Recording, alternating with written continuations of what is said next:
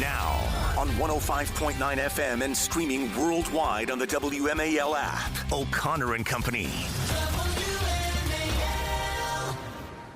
6:07 now on O'Connor and Company as we plow through this Tuesday morning in your nation's capital. At 7:05, Gordon Chang will join us, talk about China's reaction to the tariffs. Again, it's the mantra of this show as you're getting distracted by Europe and Israel and coffee from Colombia. And yes, that's an issue with the tariffs, but it's not really what this is about.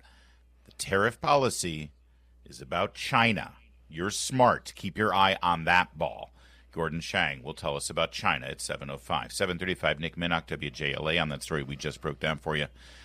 And then at 8:05, Frederick County Sheriff Chuck Jenkins. Oh, I'm sorry, are you just joining us? You don't know what story we just broke down? Well, subscribe and download the podcast, pal, and you'll get it.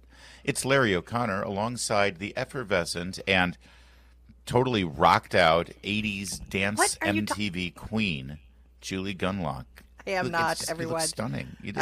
You're like a combination of Heather Locklear and who was that chick in the Whitesnake video? I'll take that, it. Look, rolled fine. around I'll down take the this. hood of that. 6 a.m. That barely Corvette, yeah. Barely Tawny managed to brush Katan, through my who ended hair. up marrying one of the pitchers from the California Angels. I love that. I love how you picked two drug addicts. Great job, Larry. Good job.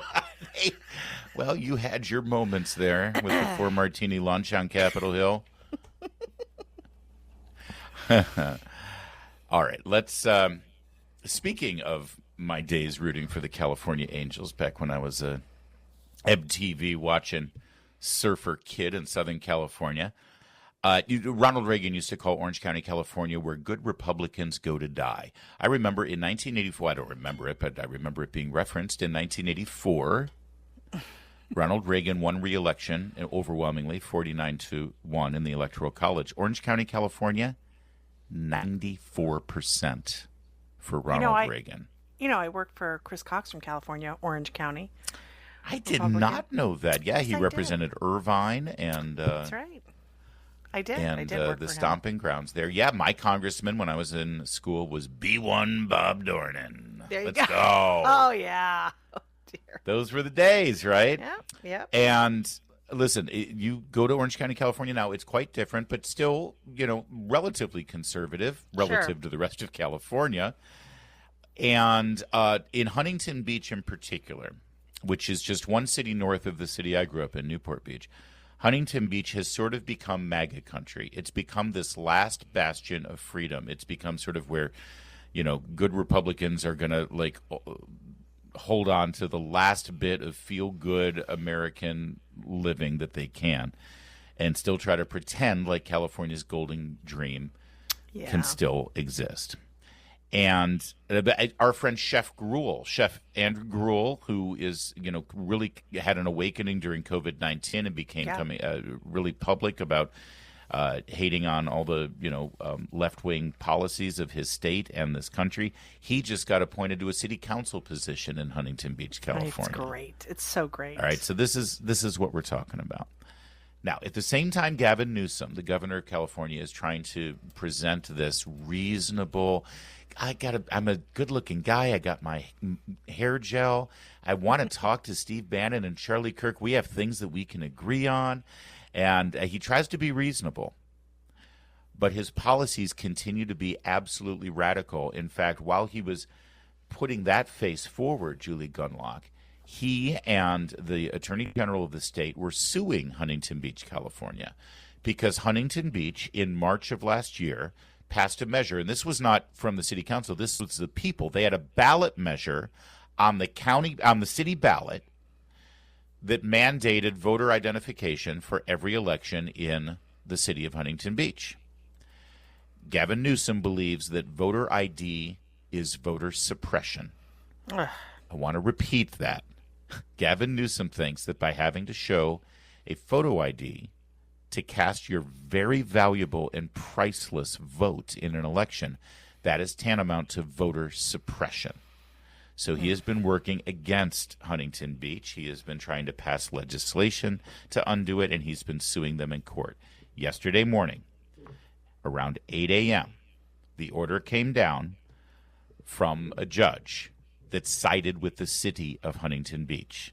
against the state of California. It's a bit of a surprise, actually. Yeah. But it's real, and it supports Measure A that was passed overwhelmingly. This is, by the way, an issue that overwhelmingly polls in the upper 60 percentile across the board in this country. Right.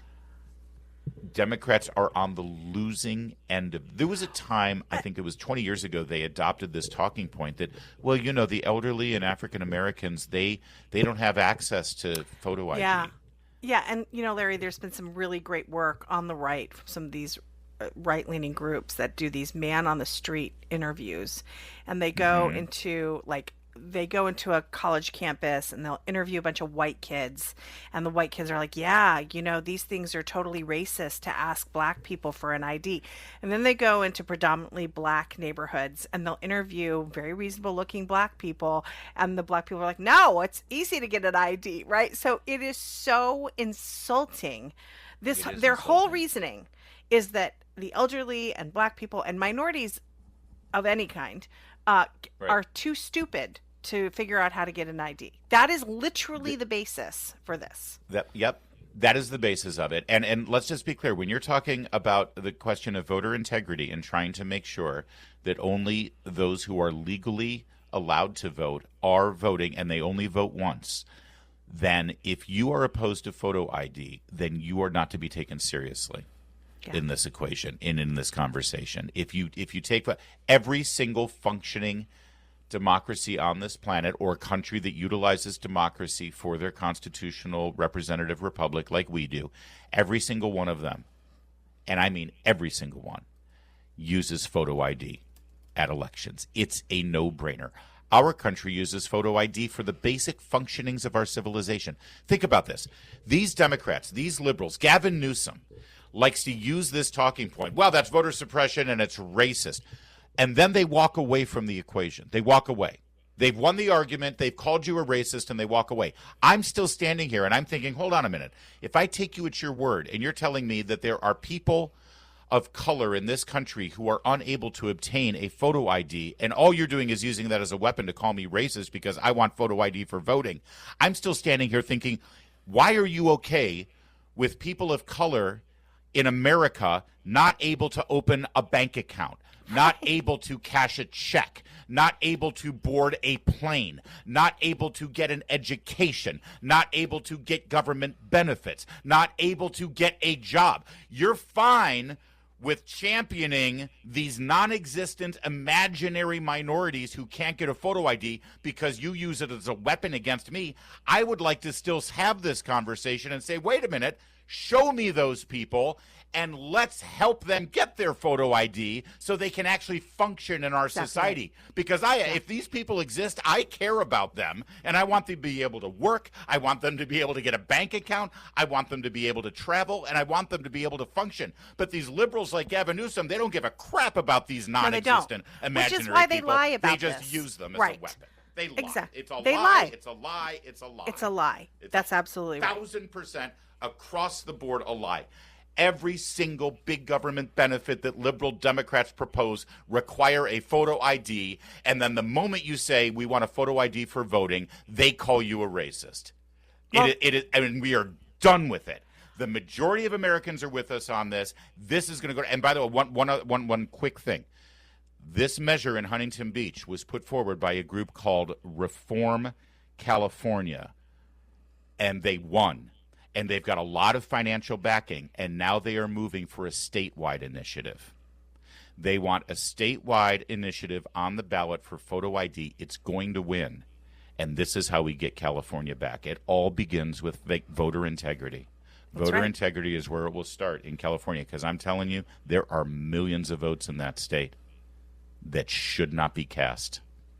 But I will say it will take people like Chef Gruel working at the local level, getting elected, getting good people elected. That is what it's going to take, is working in California. I mean, it's great what the courts are doing and what we're doing in Congress, but really it starts locally in California. It will. And I think we are seeing a change. There's one other thing that will help it, and I want to get into it in a quick second because this sort of tags into the next topic that we have here about liberals just constantly calling racism. That argument is over. It doesn't work anymore. But they're still doing it. I want to get into that in a second, and there is one other thing that will help California, and I'm not shy about it. It has to do with talk radio, and I'll do that in a moment. News is brought to you by Baird Financial. Home sweet Thompson Creek. Yeah, it's all racist. It's all racist. But of course, those people who accuse you of racism because you want photo ID, they're not actually doing anything to help lift those people up out of. Imagine a life in America without a photo ID. If these people truly exist, why are they so racist that they're okay letting them live in that despair and squalor? Right. But they I mean, are, this is a country we live in where most public schools are demanding every kid have a laptop. Okay. Yes. I mean, but we don't think they should have an ID. That's right. So just to button this up and then move on to the left's racism mantra. Talk radio makes a difference in this country. Talk radio, whether it's what we're doing right now, broadcasting like the good old days, or podcasting, streaming, all that stuff. And I know that there's a lot of growth with a lot of podcasts out there, and there's a lot of new national voices going on. If you are a talk radio, look at us. We're a DC-based station, and we just spent 15 minutes on a story out of California because it's important. 12% of the American population live in California. Most people in this area know someone who lives in California.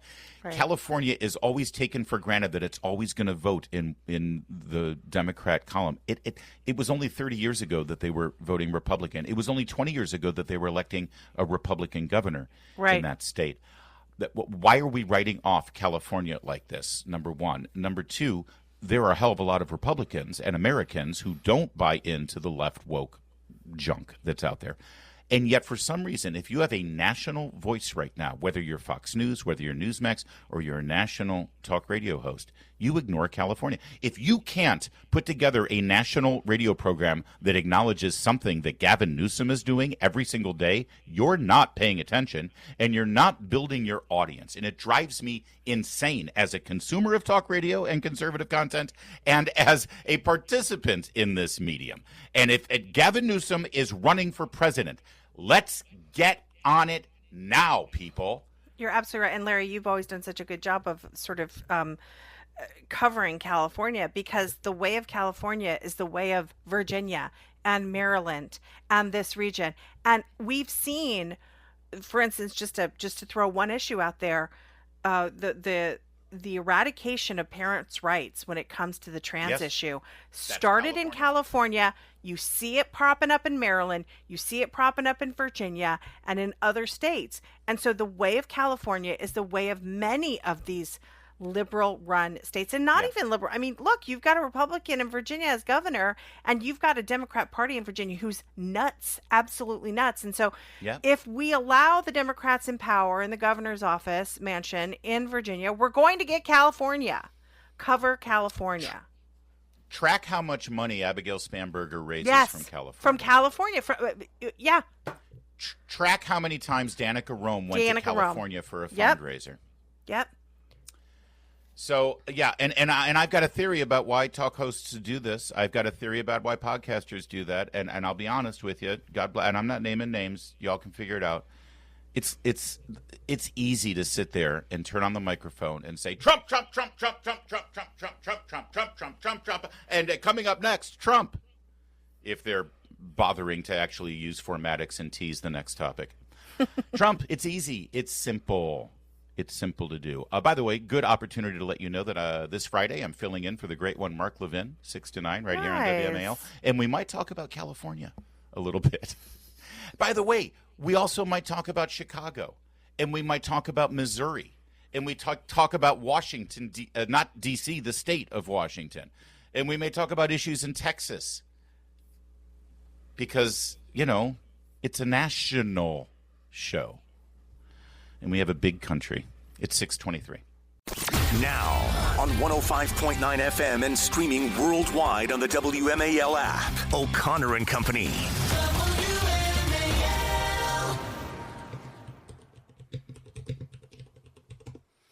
6:37, O'Connor and Company, chugging along here on a busy Tuesday morning, but every day is busy here in the golden age of America. At 7:05, Gordon Chang is going to join us on those tariffs. It's all about China, guys, and he's going to tell us if China blinked with their threat about tariffs.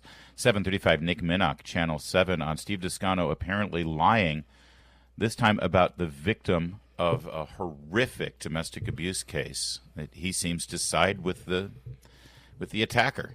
And at 8:05, Frederick County Sheriff Chuck Jenkins on whether the state of Maryland is going to keep him from cooperating with federal ICE officials. That's all coming up.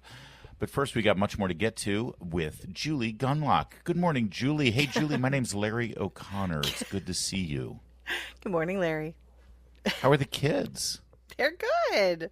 Excellent. Great catching up. Oh, let's get back to the racist thing, can we? Us too. Do we have our racist song? Let's do it for real now, since we're actually going to be doing this topic. I don't know. There it is. I'm old-fashioned that way. I think if we got a song queued up, we should use it. All right. As we were mentioning, the left continues to call you racist. You. I'm talking to you, pal. You. See, if you didn't think that Kamala Harris and Tim Walz were the second coming of, Thomas Jefferson and Abraham Lincoln, if you didn't think that Kamala Harris and Tim Walz were the perfect answer to maintain the great steady course that Joe Biden had sent us on, if you thought maybe it was time for a bit of a change in leadership and maybe we could do better with national security and border security and law and order and the economy and all those things, well, if you thought that, you are in fact racist. This is what the viewers of MSNBC hear on a regular basis, and you'd think it would be over, but no, here we are, about 70 days into the Trump presidency, and they still beat the drum that the only reason Kamala Harris lost is because of racism. You thought firing Joy Reid would get rid of that? No. Let's turn to the reasonable Republican Nicole Wallace. Oh, yes. She is your perfect white suburban mom from Northern Virginia who now hosts a show. And she had as a guest this guy named Eddie Glaude, a professor from Princeton. And here's what he had to say about the last election. I don't know what it's going to take for the American people, for 78 million Americans, to deal with what motivated them to make the choice to elect this man again, to make the choice that will allow these people to undermine every fundamental assumption we have, that you can just be disappeared, and then they can argue that, a court is getting in the way of their ability to exercise, foreign policy in some ways, right? I don't know what it's going to take for 78 million Americans to deal with what motivated them to make this choice. And the choice that they've made, we have to just be honest, is to literally throw the Republican to the trash bin. And this is just one example. The tariffs is another, right? They made the choice. Now, what was behind it? We have to grapple with it. Have to grapple with that. This is intellectual analysis and perspective on MSNBC in prime time. Nicole Wallace listening to this as if she's a student in his class at Princeton, resting her chin on her fist, listening raptly. And then it was finally her turn as the moderator of this show, as the host, to speak some reason here, saying, hold on, you're calling the majority of Americans racist, that they recognize, the only reason they wouldn't embrace Kamala Harris is because she was a black woman. Is that right? Here's Nicole Wallace jumping in. The fact that they are doubling down on this shows you what kind of human beings they actually are. Say more. We chose a felon who is more interested in loyalty. That's it. You don't have to hear what he had to say. That was her commentary. Say more. How many millions I can't get enough does she of this. get? And what are you doing for dinner afterwards? Yeah. Say more. Say more. Wrapped in love. We've been saying this for years and years and years and years, going back to 2015, frankly, and I just want to keep repeating it. Whenever these people like Nicole Wallace or Rachel Maddow, or the obvious ones, George Stephanopoulos, but also the politicians, Chuck Schumer, Kamala Harris, And the Never Trump Republicans like Bill Kristol and Shirley Sykes and Steve Hayes and Joe Goldberg, when they keep gaslighting you and telling you, no, Trump is the problem. It's just Trump. It's just Trump. It's not Trump. It's you. They hate you. They are so angry at you, and they think you're stupid. They think you're racist. They think you're sexist. Trump is not the problem. Trump is the symptom. But you're the problem. That's their perspective on all of this, and it's good to hear it, actually. And that's why they always backed politicians who apologized, who were weak, who would not stand for the amount. You know, when I remember having this conversation with you a long time ago, and you know the whole he fights. People misinterpret that. It's not that he fights for himself. He fights for the American public. This is you talking. You talked about this, how he fights for the American public, and the American public feel that. And it's time. It's time for that. The problem when you call everybody racist is that when there is an actual racist in your midst, you sort of lose sight of them and you don't recognize it. In a moment, one of the shining stars of the Democrat Party, a frequent guest on that very network, that's MSNBC, the network that just called you racist because you voted for border security.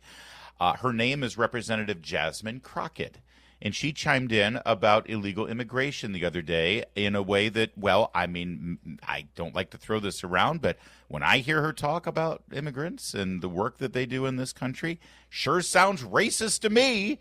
But we'll let you decide coming up in a moment. It is 6:43. Listen. WMAL's Vince Colonnese, weekdays at noon on 105.9 WMAL, making sense of the news.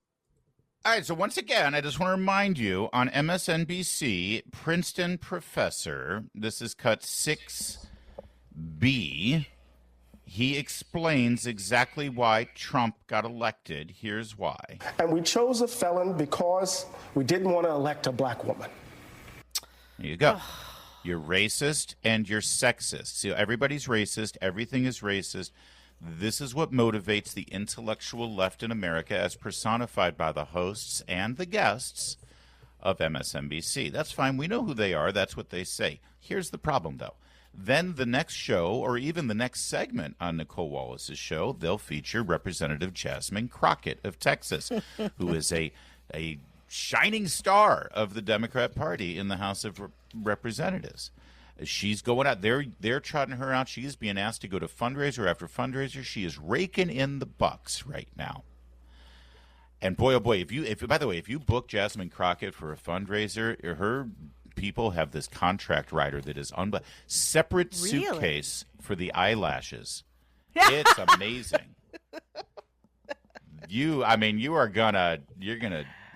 gonna pay a little money there for that one. All right, so here is Jasmine Crockett at one of these events. This is actually, I love this. It's at a church, the Grace Baptist Church. And here she is talking about illegal immigrants in this country. Now, again, I want to remind you, you're the racist because you didn't vote for Kamala Harris. If you voted with Jasmine Crockett, you wouldn't be racist, and you'd be signing on to this perspective on illegal immigrants. Go ahead. So I had to go around the country and educate people about what immigrants do for this country, or the fact that we are a country of immigrants. Right. The fact is, ain't none of y'all trying to go and farm right now. Okay, so I'm lying. Raise your hands. You're not. We done picking cotton. Wow. We are. You can't pay us enough to find a plantation. So apparently, I'm not too smart. I don't have a Princeton educated law degree like our guest on Nicole Wallace there, who said you're racist because you didn't want Kamala Harris as your president. But it seems to me that if you're trying to advocate on behalf of illegal immigrants in this country, and the point you're trying to make is, hey, we're done picking cotton, which is a reference, of course, to slavery. Yep. So I guess what you're saying is we need these brown people to pick our cotton for us now. Wow. We're the masters now, and it's time. Who else is going to pick that cotton? Let's bring in some more slaves here. That's problematic, isn't it, Julie? I would think. It is. And what is also just so revealing is there's these videos of Jasmine when she was running or right after she had been elected where she wasn't wearing the fake eyelashes, her hair was sort of shorter and she looked kind of like a lawyer, and she was very articulate without that sort of weird affectation she has now. It's all an act. All an act. And the idea that the Democrat Party thinks that that is the way to get voters is just depressing. It really is. That they think that's how you appeal to a certain demographic is really, really depressing. I guess it works. I guess it Guess works, so. and that's the echo chamber that the largely white liberal audience at MSNBC is hearing. You mentioned Jasmine Crockett in her time as a lawyer. Last week, she revealed a little something about her first major job as a lawyer. She said, "Oh, forgive me. Oh, look at that. I had it all queued up here. Oh goodness, Larry, for crying out loud. Here's what she said." Is this. When I first became a public defender, I had no criminal defense experience. And I walked in and I told my boss, Charlie, I said, listen, you should hire me. He said, why? I said, because I'm black. Charlie looked at me like I was crazy. Oh my gosh. I mean, that explains a whole lot, She's- actually. But she's got the grift. Don't believe there's any such thing as a DEI hire, though, or anything. No. That's all made up. Right. You crazy racist. It's 6:53.